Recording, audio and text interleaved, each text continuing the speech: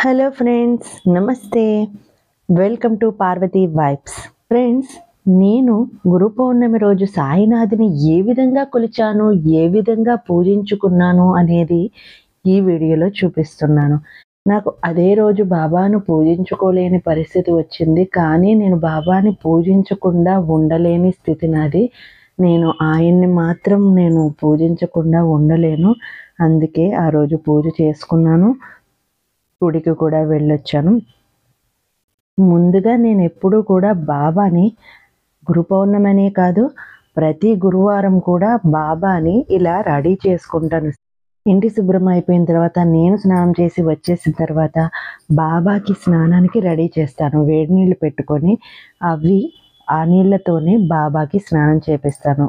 ఒక ప్రత్యేకంగా బాబాకి సోప్ ఉంటుంది, ఆ సోప్తోనే చేపిస్తాను. స్నానం తర్వాత అభిషేకం కూడా చేసుకున్నాను. ఆ తర్వాత మళ్ళీ బాబాకి నీళ్లు పోసేసి ఆ తర్వాత బాగా తుడుచుకొని బాబాకి అలంకరించుకోవడానికి రెడీ చేస్తున్నాను. గురు పౌర్ణమికి బాబాకి కొత్త డ్రెస్ కొంటాను. అంటే ఒక క్లాత్ కొనుక్కొని దాన్ని కుట్టి ఇలాగా బాబాకి సెట్ చేసి వేస్తాను అనమాట.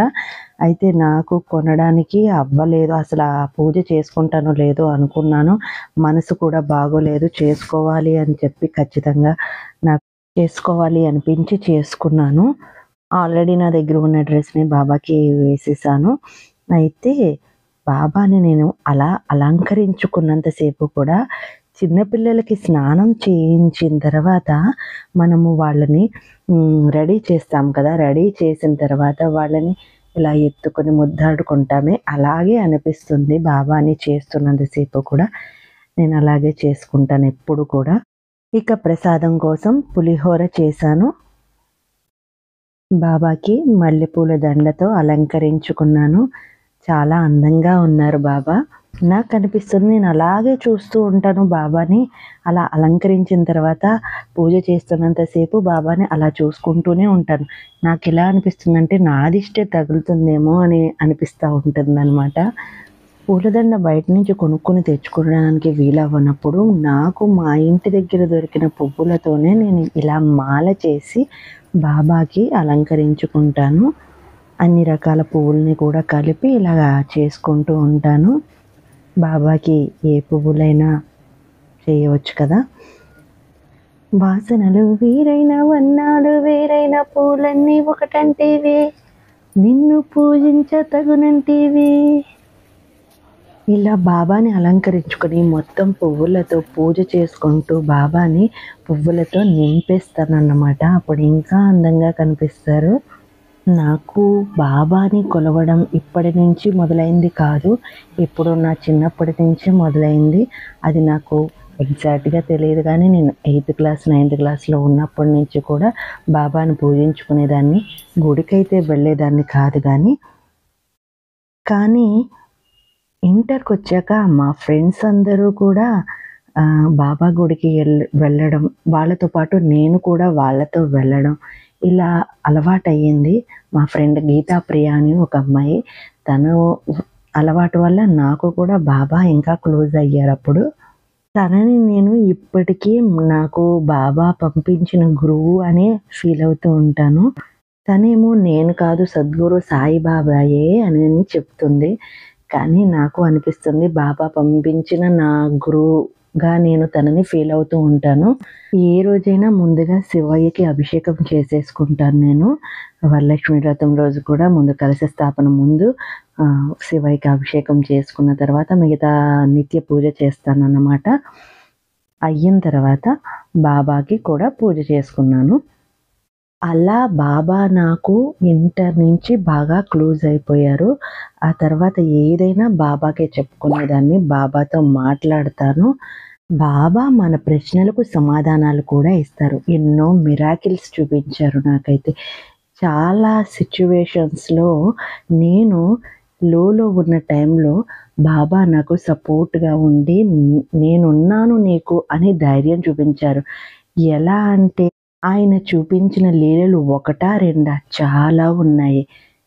నేను అప్పుడప్పుడు నా వీడియోస్లో నేను మీకు చెప్తూ ఉంటాను. ఎటువంటి కష్టకాలం ఉన్నా కూడా బాబాతోనే మాట్లాడుకునేదాన్ని. బాబా దగ్గర ఏడ్చుకునేదాన్ని. అలా ఉండేది నేను బాబాని వేడుకోవడం అనేది. ఇక నా సొంత మనిషి నా ఎదురుంగా ఉన్నారు అనుకుని ఆయనతో మాట్లాడుకునేదాన్ని. ఇప్పటికీ అలాగే ఆయనతో మాట్లాడుకుంటా. మీకు ఆయన లీలల్లో కొన్ని చెప్తాను. ఒకరోజు కరెంటు పోయింది నైట్ టైము. అయితే ఆ రూమ్లో, నేనున్న రూమ్లో ఇన్వర్టర్ లేదనమాట. కానీ అక్కడ బెడ్ ల్యాంప్ నేను బాబాది పెట్టుకుంటూ ఉంటాను. బాబా ఫోటోతో ఉంటుంది, అది పెట్టుకుని ఉంటాను. అయితే కరెంట్ పోయినప్పుడు ఆ లైట్ స్టిల్ అలాగే వెలుగుతూ ఉంది. నాకు అర్థం కాల కాసేపటికి. ఈ రూమ్లో ఇన్వర్టర్ లేదు కదా, ఎలా వెలుగుతుంది? చాలాసేపు చూసాం, చాలాసేపు. ఒక 2 గంటలైనా పట్టింది కరెంట్ రావడానికి. ఈలోపు 1.5 గంటల వరకు కూడా ఆ లైట్ అలా వెలుగుతూనే ఉంది. నేను ఇంకా వీడియో తీసుకున్నాను. బాబాని అలా పాటలు పాడుకుంటూ, బాబాని తలుచుకుంటూ, అసలు నాకు ఎంత హ్యాపీ అనిపించిందంటే, ఆయన ఉన్నారనే నిదర్శనాన్ని మన నమ్మకం వలన ఆయన మనకి చూపిస్తారన్నమాట. అలా ఇంకొకటి ఏంటంటే, ఒకరోజు హారతి ఇస్తుండగా హారతి కర్పూరం పక్కన ఉన్న దీపం కింద వాటర్ ప్లేట్లో పడిపోయింది.